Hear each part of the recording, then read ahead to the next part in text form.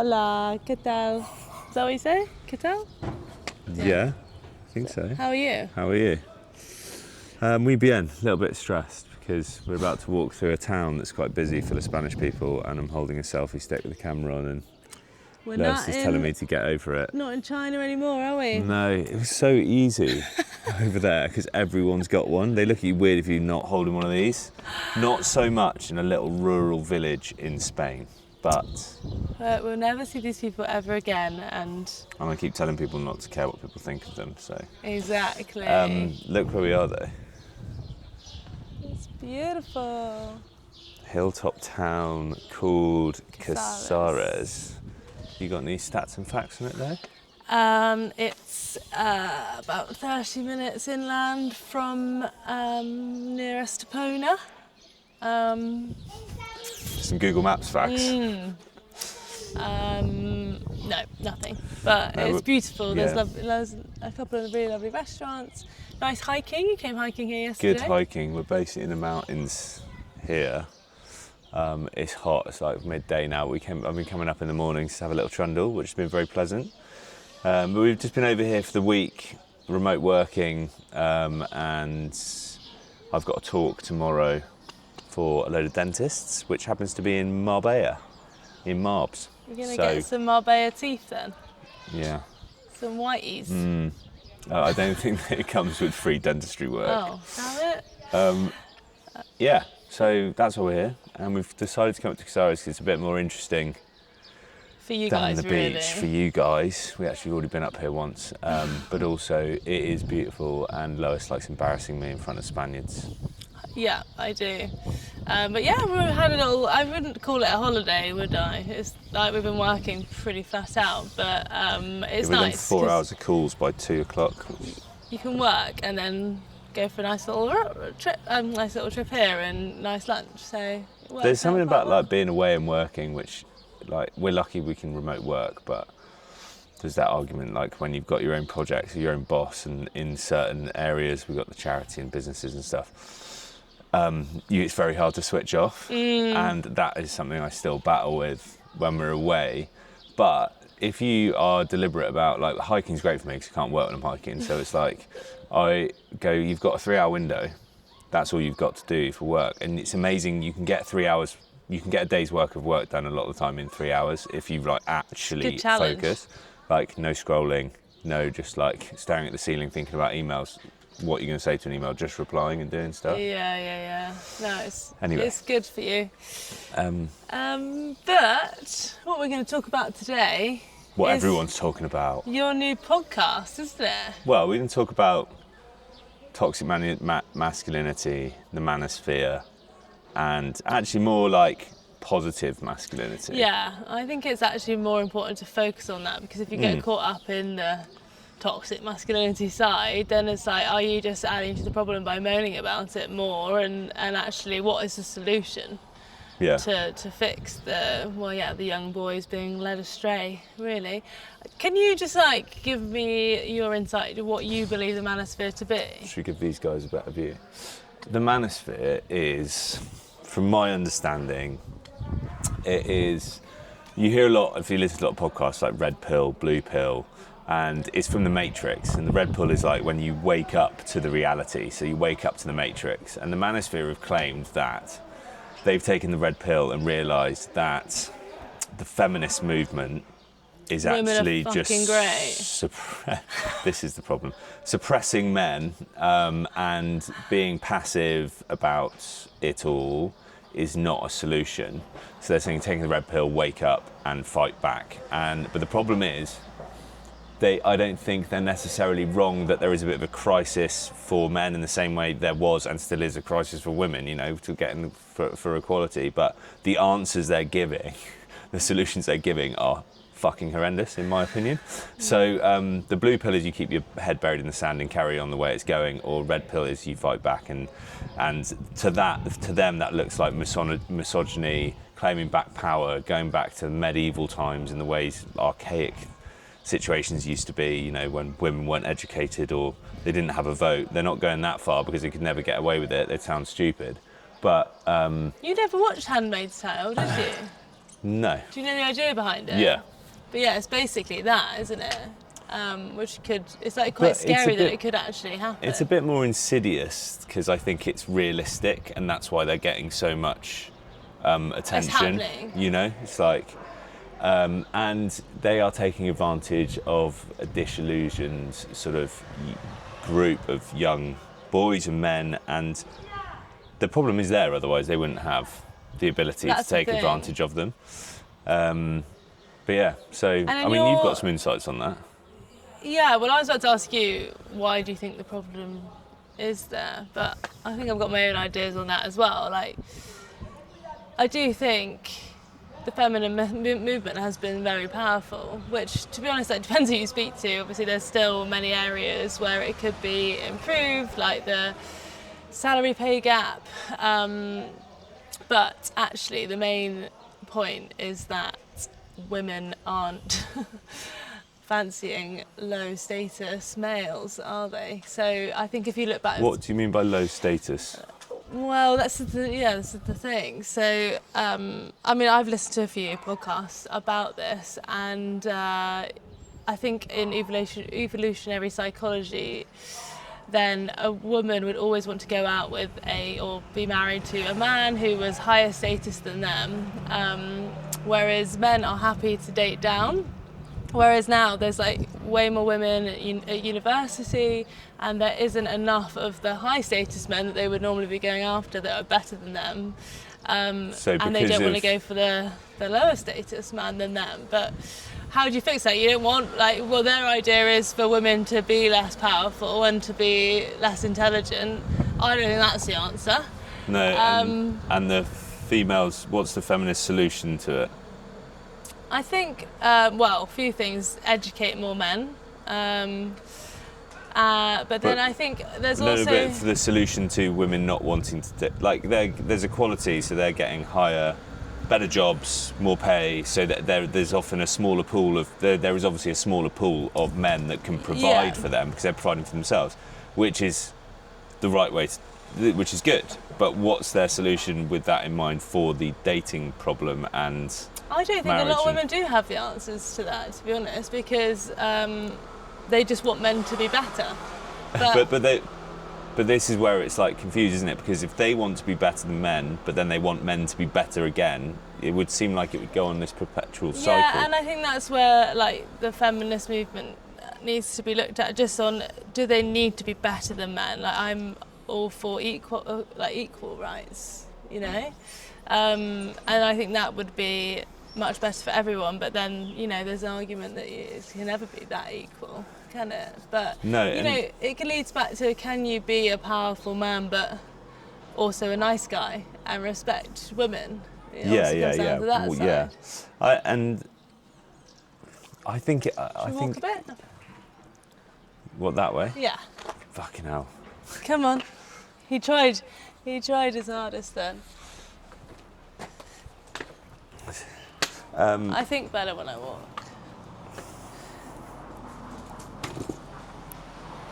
Yeah, so I think that... Just try not to get run over on these Spanish streets. I think that what people consider to be success or powerful, whatever it might be, is the confusing bit. Yeah. Or the bit that people get wrong, because at the moment they would say that it's... You're judging providing as, or the equality bit being, well, men used to go to work and get good jobs and women had to stay at home. Yeah. And what I think is whoever wants to work, get a good job, and whoever wants to stay at home and be a parent, that's what they should do. Yeah. And the problem is men don't really, they feel self-conscious about staying at home and being a stay-at-home dad. And now... So it's like a societal shift, isn't it, that needs to happen, which won't happen overnight, and maybe, this will highlight the issues, and we can fix them as a society, and men will get more used to be able to being stay-at-home dads. But also I think it's happened quite naturally, in families. Women are working way more and men are doing a lot more of the like women's roles. Like how many men now, it's pretty 50-50 looking after kids, whereas like my parents' generation, I don't think my dad ever changed a nappy. No. So it is shifting, but it's like, what is going wrong for those young boys that they're being led astray by these horrible Andrew Tate characters? Yeah. Like, why are they feeling so? Well, I think a lot of it comes down to, and I don't know exactly, is like girls aren't interested in them anymore. Yeah.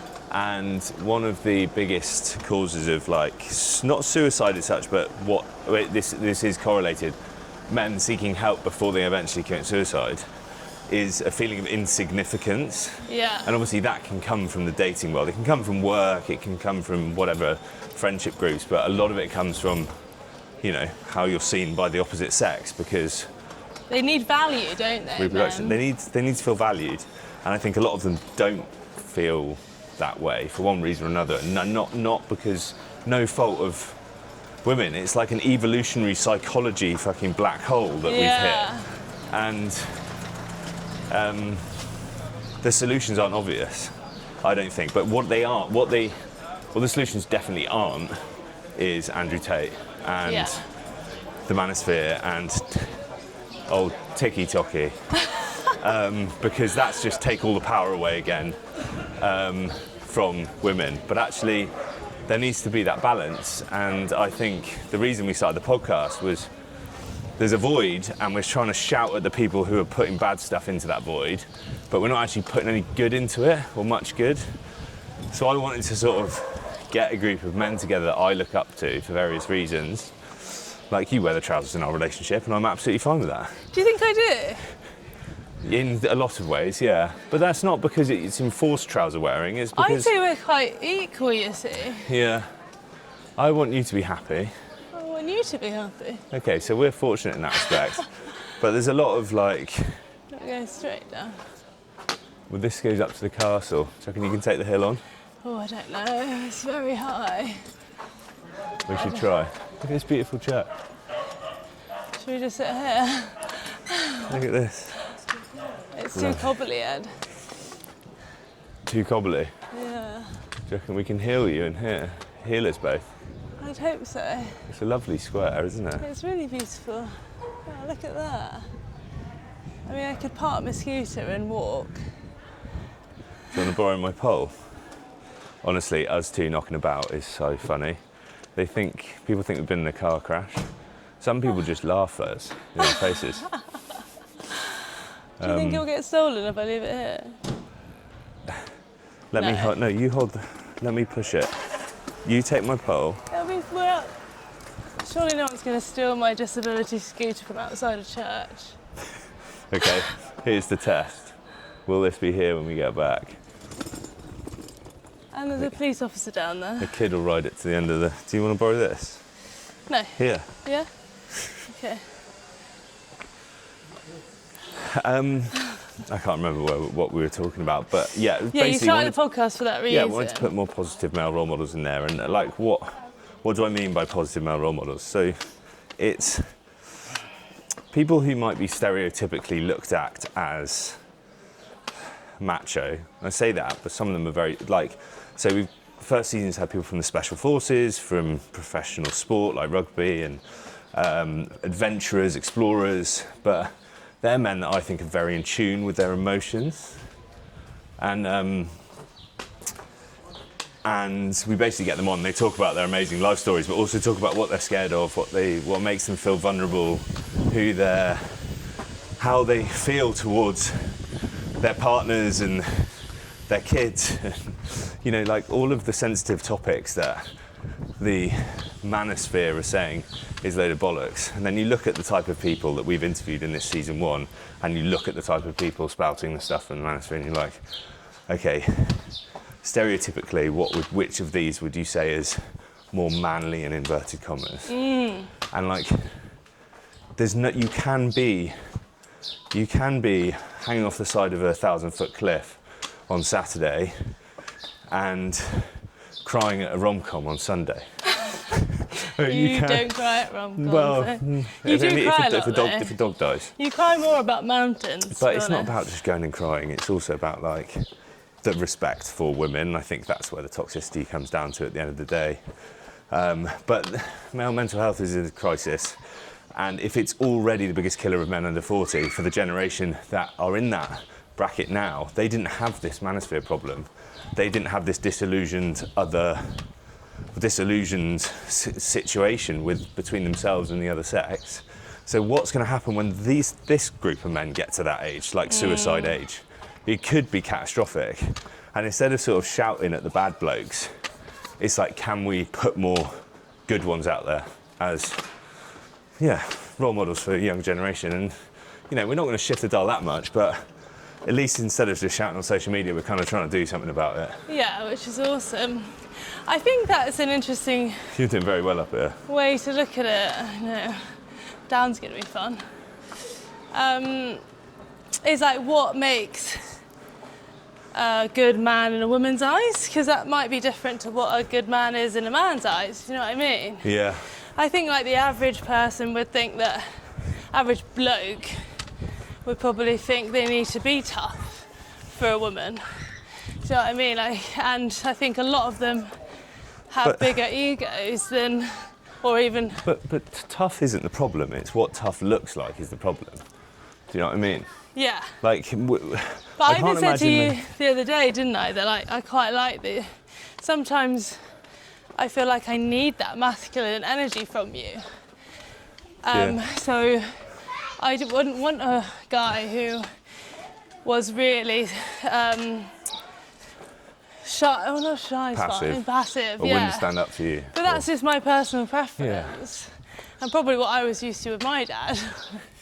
Yeah, but again, it's a balance, like, because I am quite passive in general. Yeah. Like, but, when push comes to shove, you do. But it's like, I don't know, it's confusing.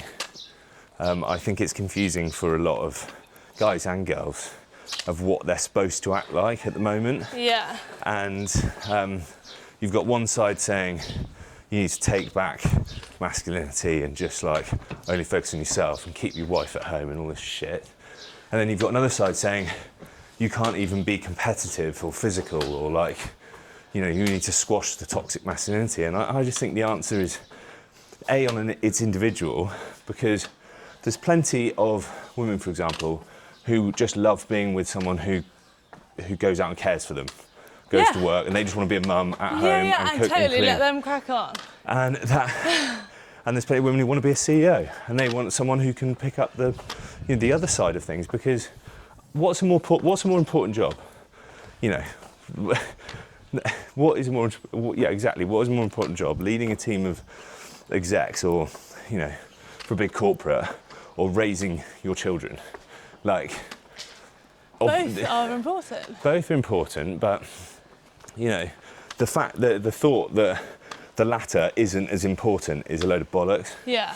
So that just needs readdressing, and it is it's personal, isn't it? We're just gonna get hit. Talking and walking isn't. There's a restaurant up there. Yeah, it's meant to be nice. Look at that bird. It's beautiful. We made it. This is my first peak for 5 weeks. Yeah. Look at where we are. It's lovely. See, it's just like a couple of hours flight from the UK down the south of Spain, near Gibraltar, which is actually really easy to get to. So I want to know when you feel like your masculinity has been challenged in your life, like a time where you felt like you need to be a certain way and more masculine than maybe you are. Well, the obvious one is when I had my accident, because I had to be looked after and I didn't have any choice. Like that feeling of being useless and having to be cared for. Or on there? Just do you want to ask that question again? Sorry. It's only because I've got a sore foot. Okay. That seat would be better, wouldn't it? Yeah, but you want the view. That's better. Sorry. When in your life have you felt like your masculinity has been challenged? Well, obviously when I had my accident, like, and I was having to be cared for, I couldn't move, feed myself, you know, people having to help me go to the toilet, and I don't mean like walk me to the toilet, I mean I'm lying flat on my back whilst I'm going to the toilet. So it's like, that obviously was hard to take, I think, because I had before embodied quite a macho persona with being a professional rugby player and being big and athletic and helping other people out. And then that loss of my identity hurt a lot, and I think because my identity was wrapped up in being physical, and that was what was taken away, and I was having to be cared for rather than being the carer, which leans into what we know about men and what they struggle with. Was really hard, and accepting that care and accepting moving forward that I needed help to do things was difficult for me. So yeah, and then I realised actually that I can give back in other ways, and my version of masculinity just has to look different. Do you think that's why you jumped so far into like The shallow end. yeah, providing for us? Like, you know, I know that M2M didn't make us any money, but like, you know, you were saying yes to every opportunity, you like got back into work really quickly, and like, and then you were like in the gym constantly. Yeah. Do you think that's why you did that? Probably. It's all subconscious, but I'm sure it had something to do with it. Especially the physical side, you know, feeling like I needed to get my body back, because that was my identity was wrapped up in fucking having big arms and a six-pack, which is just rubbish. But then also providing in general. And do you know what? I feel anxiety around it now. Do you? Yeah. I just like, I've been following my passions for a long time, and I'm pretty terrible with money in the sense I just do things for free, or people can take advantage from a business respect from time to time. I'm learning and getting better. And I know I'm in a great place, we're in a great place. Like, this is the problem with the hedonic treadmill. You always think you should be further along, but really, if I look back, you know, especially when I was in hospital and realising where we are now, I'd bitten someone's hand off. Yeah. However, I still feel pressure to build a future. Now we're talking about kids and next steps of family and the kind of life that, and that pull and that drive to do that is probably, not saying it's unique to men because it's absolutely not, but it's probably part of being a man. Yeah, providing and looking after me, because I'm so weak and humble. But what about you though? Because like your identity, like you've supported me for so long, and like you've wrestled with that. I have, yeah, and I actually think, would you say, I mean, I've got like quite a lot of masculine energy. Well, over feminine. You get on with boys. Yeah, and I think I'm, you know, I display a lot of masculine traits. I look like a man. Sound like a man. No. But so I feel like when your masculinity was maybe taken away from you, when after you had the accident, I stepped into that role even more. Yeah. You know, I used to do all like the heavy lifting. Well, now you're you know, fucking worse off than me. You won't stop trying to do stuff. I keep having to tell you off. I know. But yeah, I feel like we just kind of refound our roles there, and now it's been reversed again. Well, no, because I don't think that's true, because I think men might provide financially and stop someone coming in and killing your family or the next tribe coming and attacking you, but women have always been looking after men than men have been looking after women. I'd say, because when you were saying that earlier, I don't think carer is the right word. Provider, because the woman is normally the carer, more of a carer. But yeah, it's interesting because do you feel like do you feel valued because of, like, do I make you feel valued? Because sometimes I feel like I nitpick at you, but it's like an interesting one, as like, because, you know, we were talking about that's what men want, but sometimes men are really annoying and they don't actually do the things that a woman wants them to do, and so they end up nagging, and then they end up being like, you're so shit, like you don't do anything, blah, blah, and it becomes quite like whole language, doesn't it? I think that's just normal. That's just part of being a bloke. But I wonder whether that has an effect on like a man. I think as long term. I think 100% of it's not counterbalanced with making nice comments too.